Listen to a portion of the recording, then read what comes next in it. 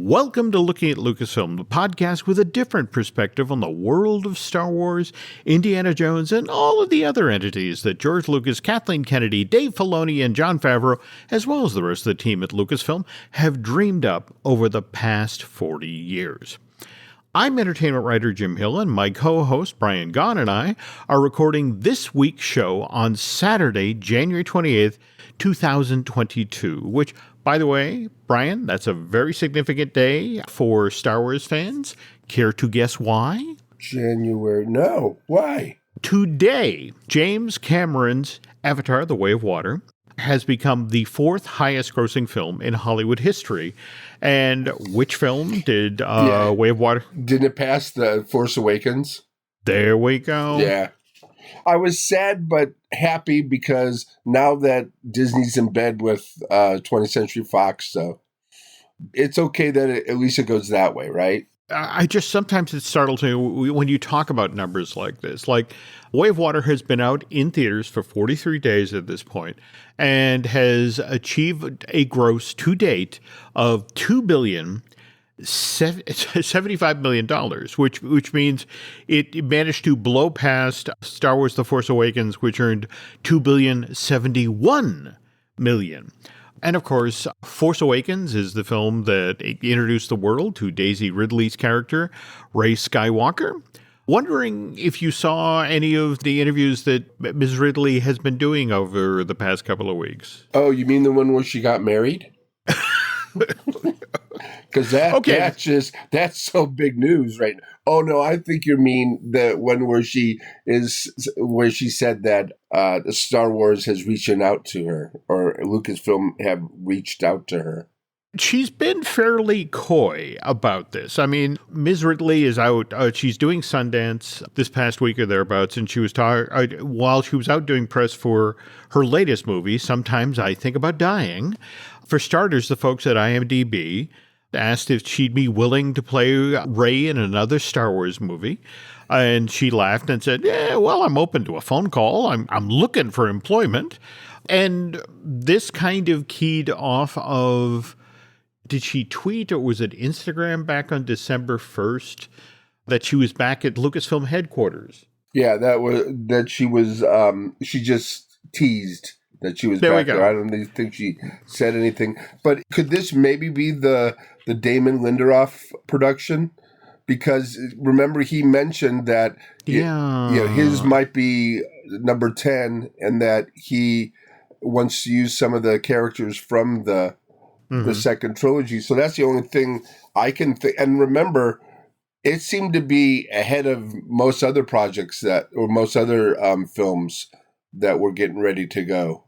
Yeah, that's the one I think we talked about on the last show, that potentially is being built around Finn. Now, Daisy was asked by the folks at the Wrap if she's keeping tabs on all of the Star Wars spin-offs, the limited series and that have been produced over the past 3 years or so. And she went on to say, well, I haven't watched all of them, but that's because of timing and stuff like that. But yeah, I mean, the work that everyone's doing is amazing. I work with Pedro Pascal, and I was like, this is really cool. He's the Mandalorian. I still find it kind of exciting. So you were talking about how Harrison Ford is now doing television. He's doing shrinking for Apple TV Plus. Yeah, which looks really good.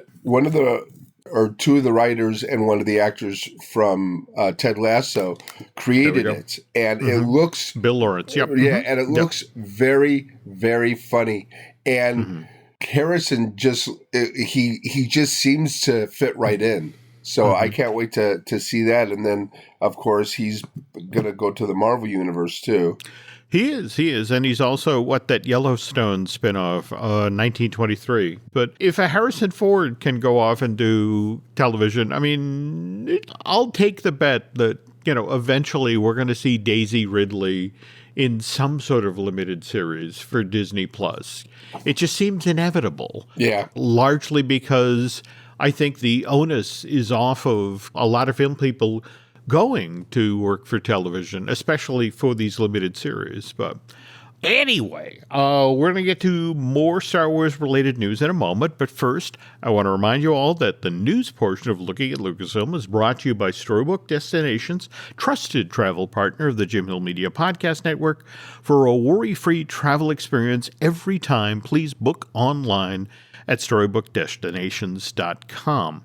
Brian, we were just talking about the $2.075 billion that Avatar: The Way of Water has made over 43 days versus the $2.071 billion that The Force Awakens earned at the worldwide box office when it was released to theaters back in December of 2015. That was basically half of what Disney paid for Lucasfilm back in October of 2012. Yeah. They paid $4.05 billion. So on the face of it, it's like, wow. I mean, that was a big roll of the dice, but it looks like with just one movie, they made half of what they spent on that. But because you actually worked in the industry, and that's not how Hollywood math works, right? No. Of course, what do they say? They say your budget doubled. Mm-hmm. And then you'll get into the profits. But there's very few movies that have got into, what is it, net product? Oh yeah, the monkey points. We're not gonna monkey points. There we go. Yes. If we back into The Force Awakens, okay, so that movie cost more than $300 million to make. In fact, the number I've seen in a bunch of different places is $306 million. Wow. But if you factor in what Disney spent to market that thing with the notion of turning it into a theatrical event and the whole concern about we have to get people back into theaters for the first time since Revenge of the Sith, which was 2003, right? Right. 2004? So it's been more than a decade. So, you had to sell people on the notion that it was an event. And they did that. They pulled it off. I mean, certainly any film that makes over $2 billion, congratulations. You've convinced people it's an event. They got to come out. When you look at something like Force Awakens, there are revenue streams that were available for that film that other films couldn't do. I mean, the Star Wars action figures, the T-shirts, that sort of thing. So I don't think isn't that where they make their money from though? Isn't the merchandise? I mean, you say that the movie makes $1 billion, but doesn't the merchandise bring in like $10 billion a year? There's the famous story. Disney had bought Marvel in 2009. In 2010, they requested a sit down with the folks at Sony. And Amy Pascal and the folks over there kind of lost their minds because, oh my God, they're coming over and they're going to want the Spider-Man rights back. And it's like, what are we going to do? And it turns out that Disney was perfectly happy with, all right, sure, you guys go keep moving, making Spider-Man movies. However, we want you guys to surrender the toy rights to Spider-Man. And Sony, in one of those, oh God, I can't believe you fell for this, actually did it. They surrendered the toy rights back to Disney, which, as you just mentioned, is where the real money is. Which is strange because isn't that what Lucas discovered with the first Star Wars? That was all about the merchandising. So how could somebody in charge of a company, Amy Pascal, not realize that merchandise is where the money is? I think, again, it was just one of these things where they got scared. It's one thing to deal with Marvel Entertainment and, okay, comic book company, we don't have to worry about them. But suddenly it's Disney coming over to Culver City. And it just sort of, oh, my God, another movie company, and it's like they panicked. And Well, but Columbia has got to have some stabilization with this, or else wouldn't have it gone to Disney a long time ago? Wouldn't Disney have figured out some place to put it back in their stable, so to speak? I mean, what's preventing it from happening? Because there's a lot of fans that say the only, and you're forgetting the Sam Raimi films that were brilliant, but they're saying the only one who can do it nowadays is the MCU.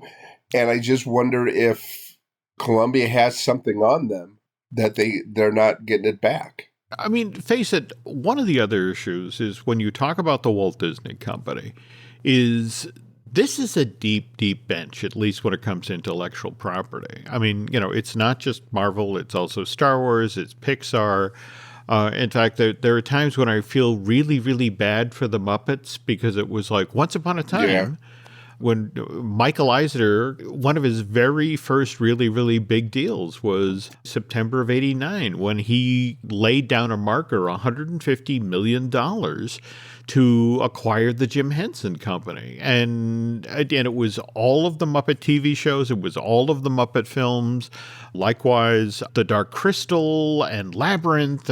But as far as Michael Eisner was concerned, the really big get there was Jim Henson's creative services for the next 10 years. And it was the whole notion of, oh my God, I've got the next Walt Disney creating all of this stuff for the Walt Disney Company. And you got to wonder if Jim hadn't suddenly passed away from bacterial pneumonia, I want to say 6 months after this deal got announced. And if it had actually gone forward, what the parks would look like, what Disney Studios would look like. I mean, 10 years of Jim Henson television films, it would have been amazing. Yeah, especially the ride where they were going to redo or make a parody of the Great Movie Ride with the Muppets. That's like one of the things that you just hear about and you're going, oh man. I have seen a pile of concept art. I know that a lot of folks have seen the artwork for the horror movie scene out of the attraction where it's Beaker as Frankenstein, or maybe they've seen the Peter Pan scene where it's Piggy as Tinkerbell. The scene that has yet to bubble up online that I really wish the art would get out for. It was supposed to be the finale of the attraction.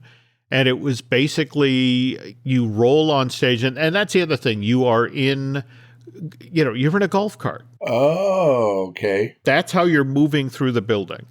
And that was part of the joke. I mean, remember that the Great Movie Ride had those giant theater cars where 60 people at a time could move through these show scenes. And of course, the Muppets don't have that level of money. So get in the golf cart. There's 4 of you. But you roll onto a soundstage and it's now the space epic scene. And so you drive between the swine trick and a space-going pirate ship, but it's a pirate ship. But the thing is, you are literally driving between these two vessels as they are firing lasers back and forth at one another. And throughout the entire attraction, periodically, Statler and Waldorf would suddenly be next to you in a different golf cart and sort of heckling and razzing on the scene or commenting on what you'd just seen. And the gag that paid this off is that as you're about to leave the soundstage where this space epic is being shot, you see that one of the lasers has hit Statler and Waldorf's cart and split it right down the middle. And so you literally see these two old geezers holding hands, trying to pull their golf cart back together. I mean, it had so many wonderful gags. There was so much stuff. The ride, the original ride, the Great Movie Ride, it was one of the most interesting and original rides that I think I've ever been on. And being a movie fan, of course, I knew every scene and stuff. Is there any way that ride could go anywhere else in the world of Disneyland's? I gotta say no. But the Hollywood math thing, have you seen the new Avatar yet? I have not myself, but to be fair, I keep hearing that the way I'm supposed to see this is 3D IMAX, which, by the way, the window is closing to see that. Oh, yeah, because something else is coming out, right? There we go. Evidently, February 17th, Ant-Man and the Wasp: Quantumania. I can't wait to see this. I can't either. But again, we were talking Hollywood math, and I bring up that topic because, for example, the Star Wars Galaxy's Edge, the 14-acre land that was built both in California and Florida. Each of these cost $650 million to build. So we're $1.3 billion as we start this conversation. Then, if we pivot to the Galactic Star Cruiser, that on-land cruise ship that Disney opened back in March of last year, has 100 rooms, a bunch of standard cabins where two people for, I want to say, $4,800, they can have the 2-night, 2-day. Okay, yeah. What every Star Wars fan dreams of. But if you take those two numbers and you combine them, that's $1.5 billion, that huge roll of the dice that people around the world will want to travel to California and Florida to experience Star Wars. And remember, we had the first Galaxy's Edge open in May of 2019 out in California. The second one opened in August in Florida. And like I said, we just had the Galactic Star Cruiser open in March of 2022 at the edge of Disney's Hollywood Studios. I bring this up because did you see this news looking ahead to the summer of 2023? Walt Disney World has quietly reached out to a bunch of people who've booked. Yeah, they canceled their flights, so to speak. It was one of these things where they asked these folks if they'd be willing to consider shifting to a different cruise. There were 9 specific sailings that they shifted people away from. And to sort of take the sting out of this, they offer these folks when they were rebooking to the effect of, if you're willing, if you can be flexible here and move to another sailing, we'll give you a 50% reduction or up to a 50% reduction on the cost of the sailing. Likewise, in California, folks who've been touring the shops in the back alleys of Black Spire Outpost have noticed at Savvy's workshop, the cost of constructing a custom lightsaber has dropped from $249 to $219. Oh, really? Yep. Likewise, if you want to build your own mech over at the Droid Depot, cost there has been reduced from $119 to $99. And now, Brian, there's an old cliche to the effect of one swallow does not make a summer. So a few canceled cruises and a price reduction on lightsabers and droids doesn't necessarily mean that the mouse is losing confidence in Star Wars franchises. What I've been hearing is this really has more to do with what's going on in the economy, the job cuts in the tech sector. For example, just yesterday, Crunchbase News reported that U.S. tech companies have laid off more than 58,000 workers since the beginning of 2023. I mean, and we aren't even at the end of January yet. Yeah. And so it stands to reason that when that many people lose their high-paying jobs, they no longer have dough to blow on expensive Star Wars-themed vacations and souvenirs. Is your cruise affected at all? Not that I'm aware of. Well, I just wondered, okay, they're charging a lot of money for a 2-day cruise. And the thing about it is, in the back of everybody's mind, when they go on a cruise, the minimum is 3 days. Mm-hmm. And I'm just wondering, I mean, when they set that price, was that like the rock bottom price? Or was that like, oh, all these people are going to come out of the woodwork and want to see something like this? Let's just charge as much as possible. And they will come. We build it, they will come. But give me 3 days and I'll pay that amount. But for 2 days, I would rather pay a lot less. The other thing, frankly, Bob Chapek, who came out of Parks, who became the CEO of the Walt Disney Company, this was his baby, the Galactic Star Cruiser. And in fact, that there was much talk about the one that was built in Florida. The hope was that this would open the door to a whole new Disney vacation experience, and that this is a concept that he wanted to take worldwide. And in fact, the early plan for the Star Wars land that was going to be added to Walt Disney Studios Park in Paris was that they were finally going to add a new hotel to the Disneyland Paris Resort. And it was going to be the Galactic Star Cruiser that would be in close proximity to the Star Wars land, so they could sort of replicate this experience. And since that time, that's fallen off the table. And if anything, the folks in France have made it very clear that, yeah, we'll have a Star Wars themed area that we're building around our new, lake right next to Frozen Land. But it's not going to be Black Spire Outpost. Have they announced what it's going to be? Is it going to be like Mos Eisley or something like that? They are keeping their cards fairly close to their vests at this point. And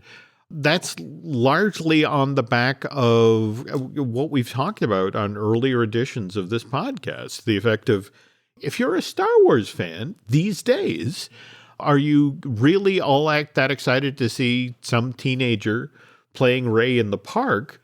Or, it's like, oh my God, there's Mando and Grogu, or there's Boba Fett and Fennec Shand.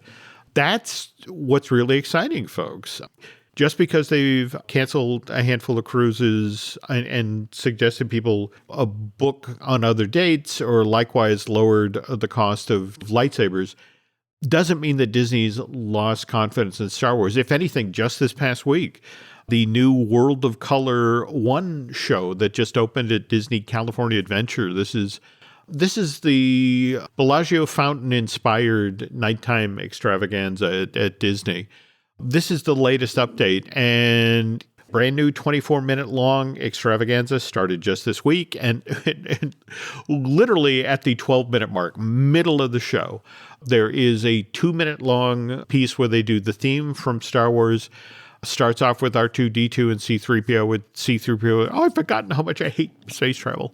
What's so funny is there's a video online where it's like you see images of Luke and Darth Vader with lightsabers.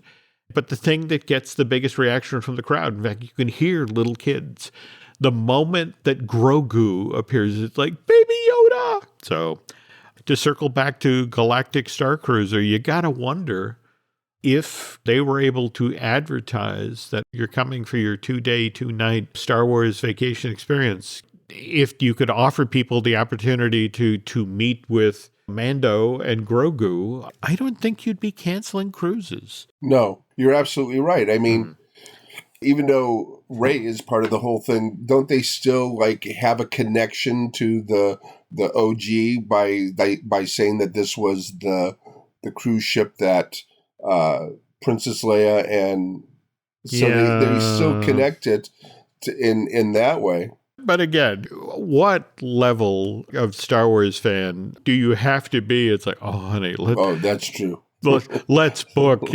This is where the honeymoon suite. Yeah, it's like, I bet there is. I bet there is a whole level of those people. Moving on here. Okay, and I would probably be one of them. By the way, we just, of course, talking about The Mandalorian. That's coming up soon, isn't it? It is, in fact. Okay, the new trailer. There we go. Wow. Yeah. All right. When it first came out, I mean, the teaser, was something. It was a lot of action. It showed Bo-Katan in it, and it was everything everybody would have wanted to see at a like the D23 or Star Wars Celebration. But the trailer was totally different. It had a totally different feel to it. And my son, Devin, he asked me what I thought of the trailer. And I wrote him that it seemed like it was a family, a whole family thing. They showed the Mandalorian with Grogu, and he's asleep in the cockpit while they're flying into space. To me, that's a freaky thing. They showed the other Mandalorians, like it's his family. And it seemed that they were trying to me, it was very mellow. It was very like, okay, now we're going to see a story about a man and his son. And it seemed like they were going for that rather than, big action. I mean, they threw a little comedy in it. They threw little explosions. But for the most part of it, to me, it just felt like they were trying to push, like, this is going to be it's just a story about a man and his kid. I mean, what did you get out of it? To be honest, I kind of buried the needle in the other direction between for example, where he talks about that he has to go back to Mandalore. I mean, which, if you remember, the storyline that was set up on season 2, that, many of the other Mandalorians kind of turned their back on Mando, and which makes it a little difficult given that he's got the black lightsaber there. This was dropped on Monday night, during an ESPN football broadcast. So, yeah, I felt like this one cut a little more into the action with the notion of, okay, this is the crowd that we really want to go over to Disney Plus to watch this thing. And by the way, it did what it was supposed to. First 24 hours, the Mandalorian Season 3 trailer was viewed online 83.5 million times. Wow. Year previous, when the Obi-Wan Kenobi trailer dropped back in March of last year, first 24 hours, that was viewed a mere 58 million times. So again, you got more than 25 million more views for season 3 of The Mandalorian. Though that said, I'm kind of intrigued about Skeleton Crew. Oh, yeah. By the way, I don't know if you saw, they tweeted out on January 22nd that they have officially wrapped production. And have you heard this rumor about Jude Law's character? About who he's supposed to be in this limited series? I think I have, but I've also heard like the other... Talk about rumors. Did you hear about we'll get back, that General Grievous was supposed to be a disguised Darth Maul?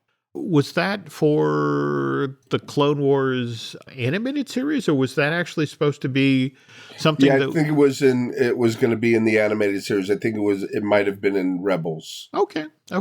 But yeah, the thing about Jude Law, and I don't know how much, if this is a rumor or what, that he was supposed to be a younger version of Lor San Tekka. I mean, does that make any sense? Just to be clear here, folks, we're talking about the Max von Sydow character that we meet for 5 minutes at the start of Force Awakens. Isn't he the one who hands off the MacGuffin to Poe Dameron? Yeah. I don't understand how that character, or particularly a younger version of the character, fits into Skeleton Crew, which the elevator pitch that's out there for this thing describes it as an Amblin Entertainment coming-of-age story set in the Star Wars universe? Yeah. Goonies meet Star Wars. Well, yeah. And it's just sort of like, okay, so how does that work? And in fact, again, the further expansion on the elevator pitch, this new limited series for Disney Plus tells the story of 4 kids who find themselves lost in the vastness of the galaxy trying to find their way home. But then, to further complicate the situation, the folks at Lucasfilm flat out admit, okay, the kids in this thing are kids. They're all 10 years older, thereabouts. But Skeleton Crew is not a kid's show. It's not like when they did the Ewok movies. Oh, I liked them when they first came out. I mean, I was in my 20s, but still. Watching it on TV and then just getting into it. Of course, I was home alone. But if you were starving for Star Wars, it did quench your thirst a little bit. Have you ever heard the stories about Steven Spielberg and George Lucas when they were working on Temple of Doom? How Steven had separated from his wife, and George was in the middle of dealing with, he and Marcia had already separated, and they were sorting out again, it's California, the property laws are brutal out there. And so it's like you had 2 men who were going through very, very dark times in their lives and dealing with lawyers and dealing with angry ex-wives and that sort of thing. So it's just one of the reasons that Temple of Doom is dark as it is. And I want to say that, is it the Ewok Adventure or the other one that they kill off the parents in like the first 2 minutes? Yeah, I think that was the Ewok Adventure, the first one. Okay. Yeah, I get that. I get that in fairy tales. Well, that's what's fairy tales, Roald Dahl, even Spielberg films.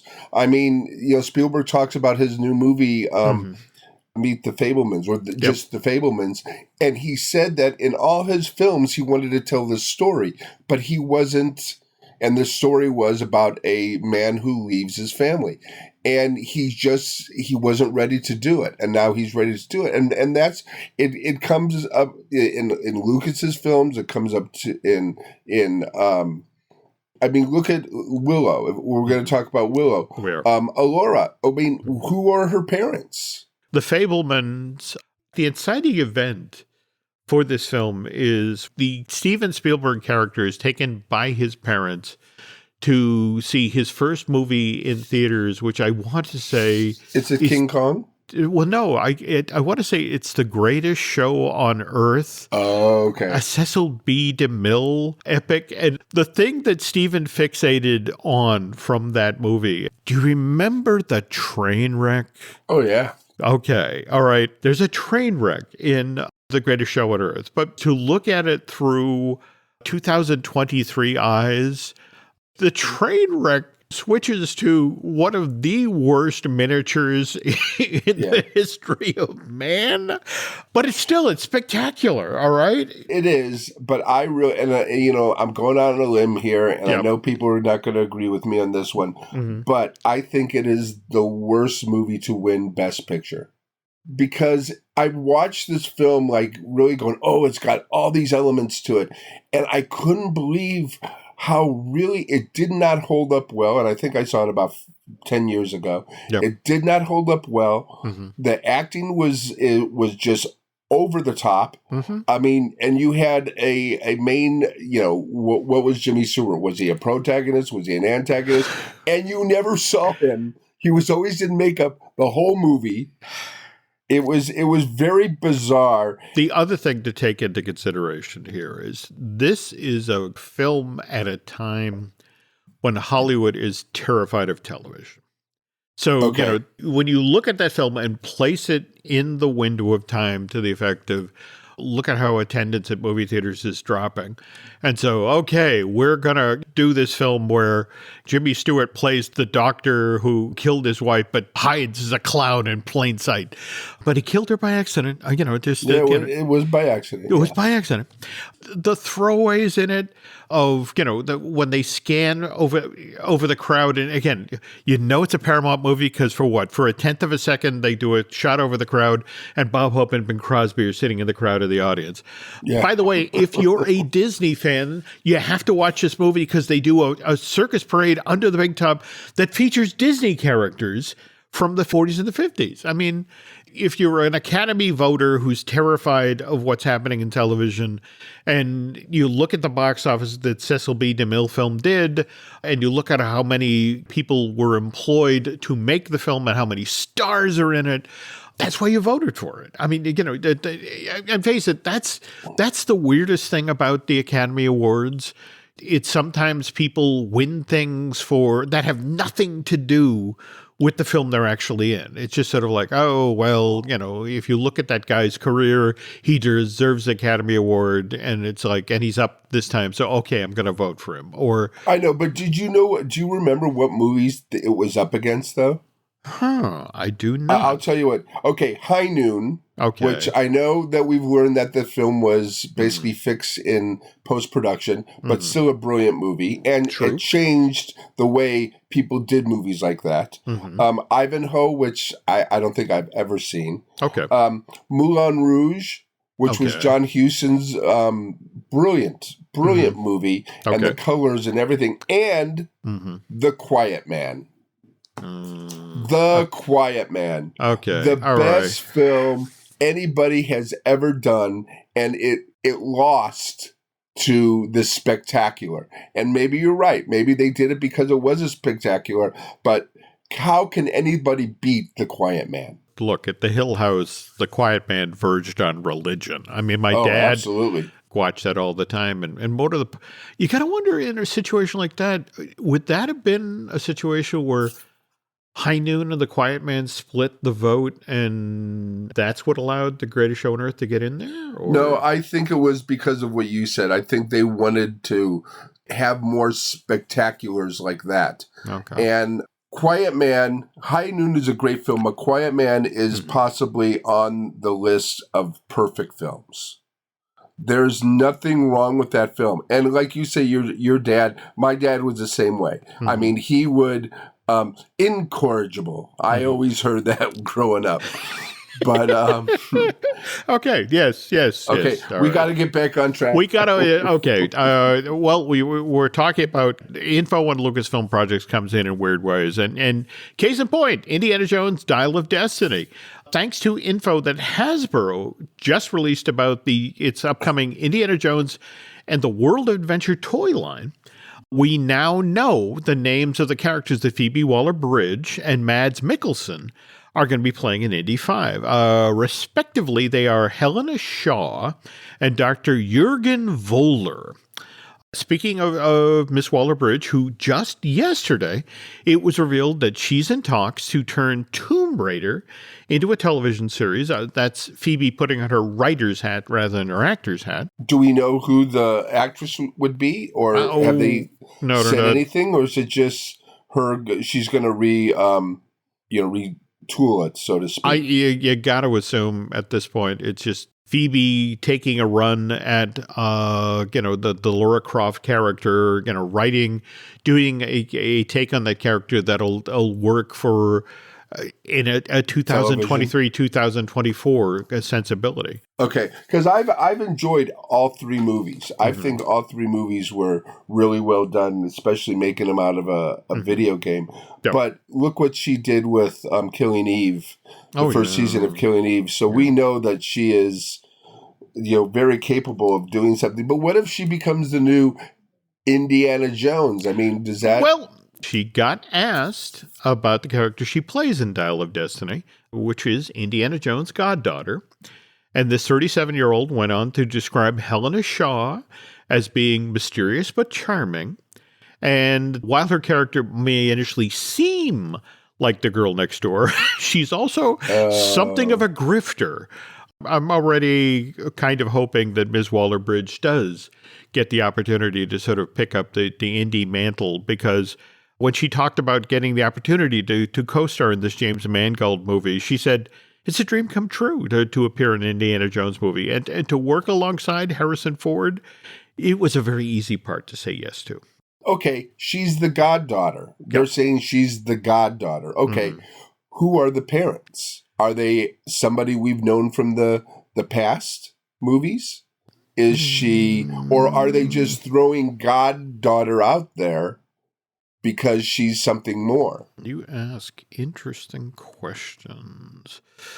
Because nobody's mentioned about that at all. They just say the goddaughter, but they don't mention anything else about the background. So I'm thinking that that's the red herring.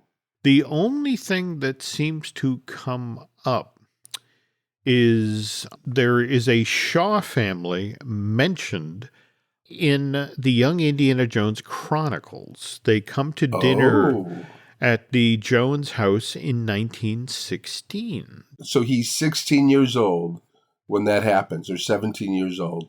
Well, as long as she's not another clone of Palpatine, I think I'll be okay. Okay, on that, folks, we have to take a quick commercial break here. But when we get back, we will pivot to talking about Willow and the most recent episodes of Bad Batch. The family that vacations together stays together. At least, that was the plan. Except now, the dastardly desk clerk is saying he can't confirm your connecting rooms. Wait, what? That's right, ma'am. You have rooms 201 and 709. No, we cannot be 5 floors away from our kids. The doors have double locks. They'll be fine. When you want connecting rooms confirmed before you arrive, it matters where you stay. Welcome to Hilton. I see your connecting rooms are already confirmed. Hilton, for the stay. Every story you love, every invention that moves you, every idea you wished was yours, all began as nothing. Just a blank page with a blinking cursor, asking a simple question. What do you see? Great ideas start on Mac. Find out more on apple.com/Mac. Every Who down in Who Newville liked the holidays a ton. But where to get great prices on gifts, they had no idea. None. They searched and they searched for great gifts under $25. Gifts for spouses and friends and even their toddlers. When suddenly one Who shouted, Walmart has what you want, knowing they have Lego, Tree Hut, and low prices to flaunt. So they enjoy the holiday season as Who's often do. Cheering and shouting, Walmart has incredible gifts. Who knew? Find gifts they'll love under $25 at Walmart. Just today, Amazon delivered to the house. Well, I can't say this is a new book because it came out actually in August of 2014, but I had never heard about this beforehand. Are you familiar with it's a coffee table book, The Art of John Alvin? No. Okay, this is the gentleman who, it's, if you went to the movies in the 80s and the 90s, chances are, if it was a Spielberg film, it was a Lucasfilm, it was a Disney film, this is the guy who did the poster. I mean, for example, his career started with him painting for Warner Brothers the poster for Blazing Saddles. Okay. And on the back of that gig, he was able to do the poster for Young Frankenstein. And then he came to attention of George Lucas. So George then reached out and said, hey, I'm doing this movie called Revenge of the Jedi. Do you want to put together some concepts? And of course, that got so well received that he turned to his friend Steven Spielberg and said, you having trouble with your E.T. poster? Because I got a guy. And what's amazing about this book is that if you're a Disney fan, the initial poster, for example, Beauty and the Beast, or the Aladdin poster where it was just the hands with the lamp, or for that matter, the Lion King poster where it was teeny tiny little Simba on Pride Rock and then the giant Mufasa up in the sky.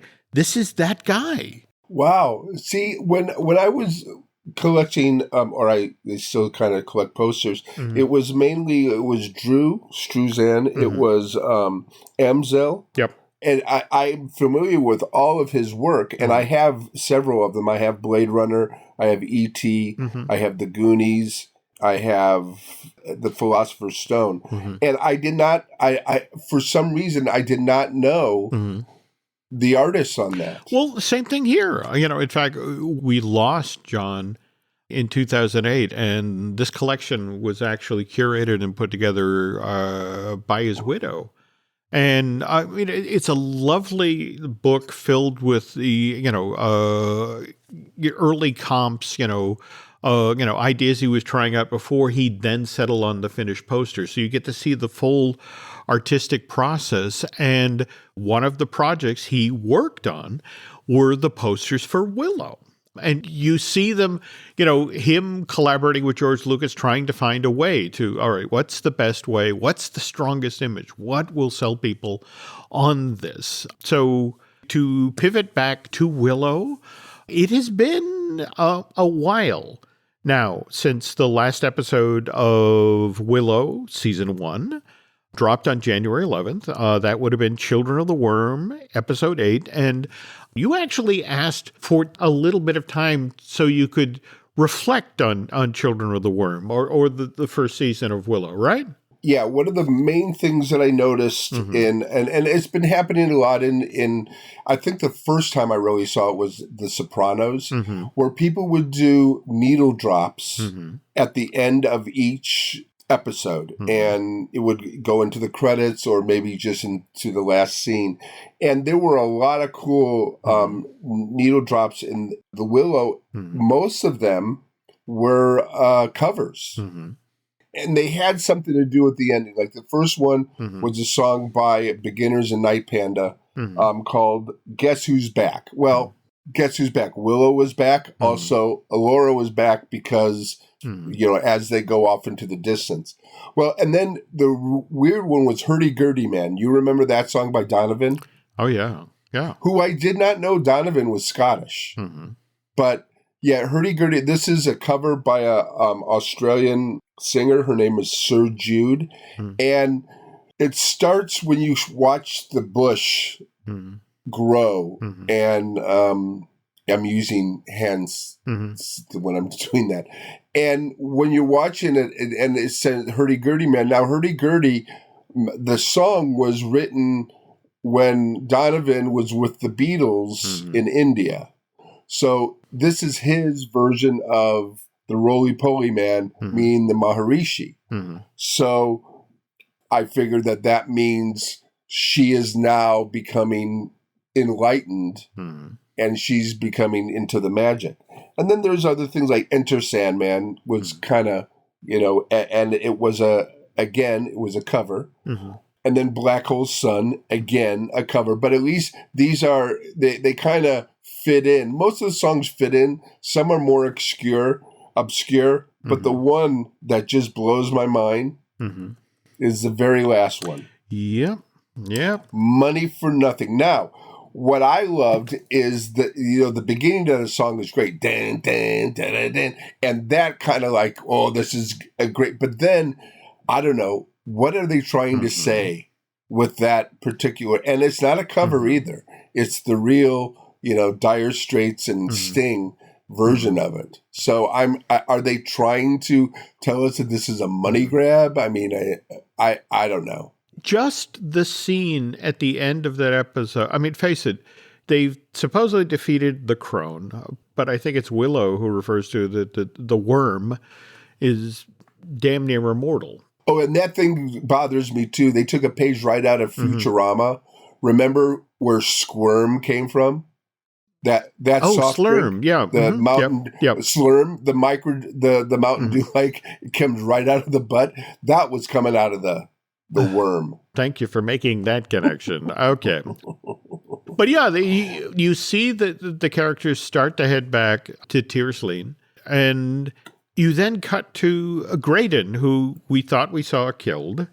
But no, now he, when we next see him, he's on the battlefield where we've seen Willow waking up in his vision over and over and over again. But now we have an Allura Dannon there who is suddenly dressed in black leather and talking about the dawn of a new age, her age, and she needs someone to help her lead the world into the light. And the two-headed dragon, the Sispert is in the background there. Ebor Sisk. Ebor Sisk. My mistake. My mistake. Well, you know who they were named after, right? Oh, of course. Yeah, Roger Ebert and Gene Siskel. Yes. Yeah. But yeah, and then it was there. But see, so is she a leader of that group? Or was she turned around and were they fighting that group?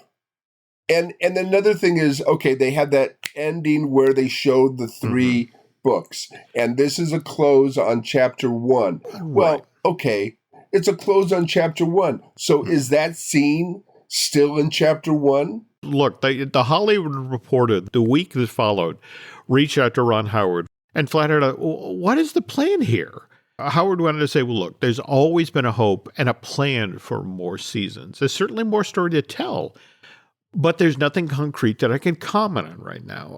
From a creative standpoint, everybody's energized. Everybody enjoyed working on Willow, felt like the show found its voice and footing. So they're anxious to get back on the horse, so to speak. I have to say, this ending left me wanting less. Yeah. And the whole notion of, there's 2 more books. Yay! Well, but then I saw the making of. Yep. And which I wasn't crazy about because I didn't like the whole fact that they were going for the parody. Now I'm so glad you brought that up because I have been meaning to sit down and watch Willow Behind the Magic, but I have to say the trailer with this whole mockumentary Spinal Tap kind of feel to the effect of Warwick Davis is egotistical and, and is undermining his castmates. And it's just sort of like, I just wanted a straightforward, making sometimes things get through, like especially the stuff with Christian Slater. And Christian, they show him thanking everybody. And in another interview, I heard the guy who plays Borman, that he was 7 months into filming this, and Christian came on, and he really brought a lot more energy to it. He goes, I'd be in the makeup trailer, and usually I'm there in the morning, and I want to drink my coffee and just zen out. He'd be in the next seat singing Moana's "You're Welcome, You're Welcome." And knowing Christian, that's exactly what he does. He goes in there and he lights things on fire because he is such a positive, funny person. But he does in this the documentary, he says, great to be on it. I enjoyed myself. See you next year. I hope and so. And they kept that in. So they showed the book. They showed that there's 3 chapters. They showed that they could have cut those things out. Yeah.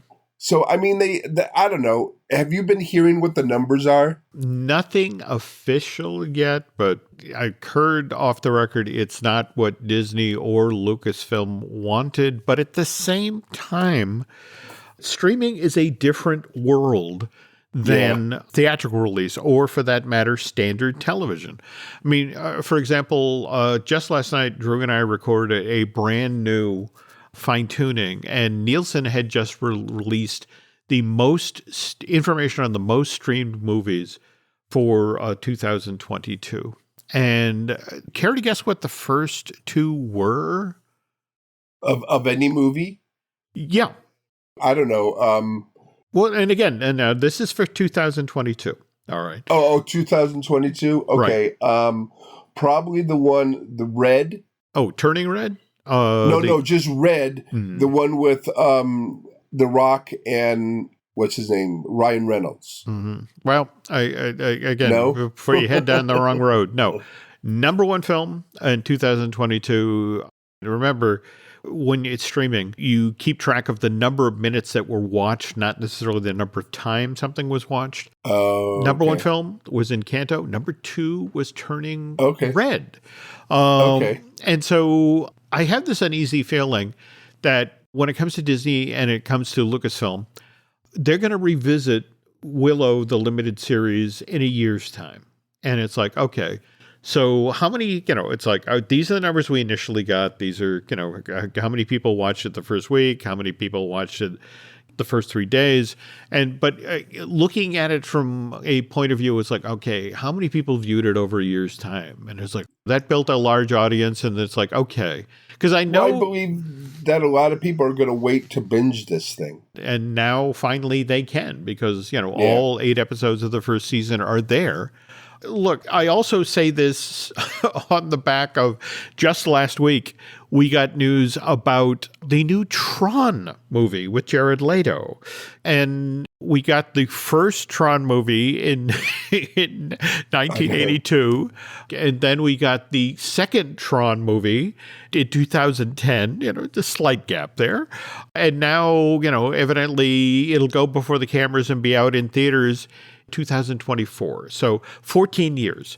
So yeah, I think maybe we'll eventually see another Willow limited series. But isn't TV a whole different animal? I mean, they have to keep the actors on retainer until they find out whether the second season goes on, because if not, they're going off and doing other stuff. This is all very true. So they can't wait that long. I guess Warwick Davis should take his vitamins, because he might. I'm thinking there's going to be a pause between when season 1 was shot. And remember, season 1 was shot in Wales under COVID protocols and would have been a misery to shoot. And I think there's going to be a situation where, in much the same way as the third Tron film, it's going to be one of these things where it's like, okay, it's the right project at the right time when, say, Wales is offering, a tax incentive to come shoot here. I think there are going to be more moving parts here than, say, how it did in the ratings initially on Disney Plus. I think that it'll be time plus money plus what's the tax advantage. Okay. Well, I just think there's a there's a big audience out there. Mm-hmm. And if they do all three, they can package the DVDs, which would probably sell. And okay, but we see that you're sounding like me, because it's one of these things where, so many of my friends at this point, like Aaron has gone entirely virtual with his film library, that it's all, and, you and I are the only ones I think left on the planet who talk Blu-ray and DVD. I mean, don't get me wrong. In a week's time, when the Blu-ray of Wakanda Forever finally shows up, I will go to Target. I will buy a copy. I will unwrap it. I'll put it on the shelf. Will I watch it? No, of course not. No, yeah. But again, that's my habit. I still buy CDs, so I know exactly what you mean. No, that's it exactly. You and me both. We're the ones who are destroying the environment, by the way, just so you know. We're the ones buying all this plastic. All right, pivoting now to the other Lucasfilm produced show over on Disney Plus, and that's The Bad Batch. Oh, God, the last 2 episodes have been amazing. Mm-hmm. So you're talking about Faster and Entombed. By the way, on the last Looking at Lucasfilm, you were talking about Wanda Sykes doing a voice on the show, and here now she's back. Yeah, well, here her Fee Genoa character showed up in Entombed. I thought she did a great job to just bring in another character. But the funny thing about it is, are those the worst titles you could ever think of? It was like, those had to be placeholder titles. Like, okay, what is this going to be? Well, they're racing, so let's call it Faster. Mm-hmm. Okay, what's this one? Well, it's like Indiana Jones, so let's call it Entombed. Mm-hmm. Okay, perfect. But are we going to have better? Oh, yeah, we'll find better titles later. But I don't know. It just seems to be too on point, but they were great though. As much as I enjoy Star Wars: The Bad Batch, I have to say that we are now 5 episodes in. 6th episode is going to drop February 1st. And that's The Tribe, and then next week, February 8th.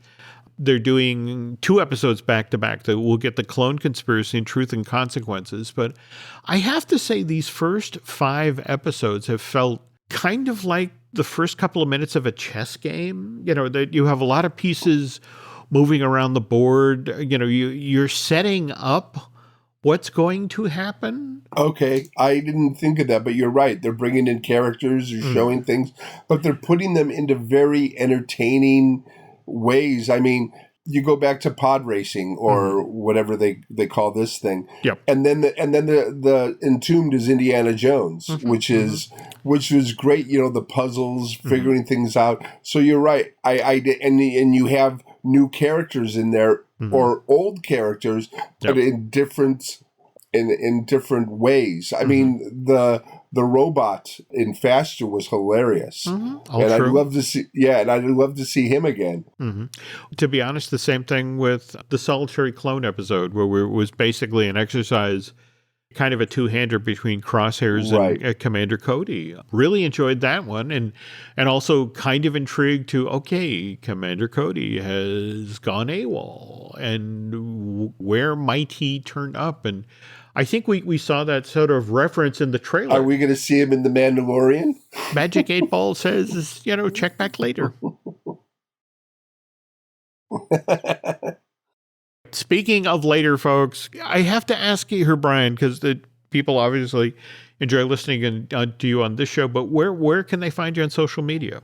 Right now, I'm still doing the Twitter thing, but I'm working on other things. It's Geek with Children, but unfortunately, children is spelled CHILDRN. And I throw things up there. Like I just saw a couple shows. I'll be putting up the teaser poster for the new. If there's a second chapter of Willow, the thing at the very end where I guess Kit seemed to be, or maybe it was Allura, but.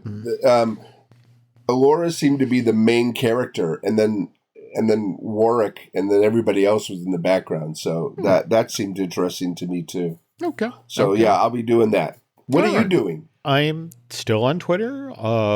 Nancy keeps us active on Instagram, both places. You can find us under Jim Hill Media. Over on Facebook, we are Jim Hill Media News. And let's see, continuing to chug on other podcasts. We, of course, have Disney Dish that I do with Len Testa. I was just talking earlier about a new fine-tuning with Drew Taylor. And, of course, we have Marvelous Disney, which I do with Aaron Adams. Beyond that, if you folks could do Brian and I a favor, if you could head over to Apple Podcasts and rate and recommend Looking at Lucasfilm. That helps us get extra eyeballs and ears. And we will be back in 2 weeks' time with a brand new Looking at Lucasfilm. So till then, take care, folks, and we'll be back soon.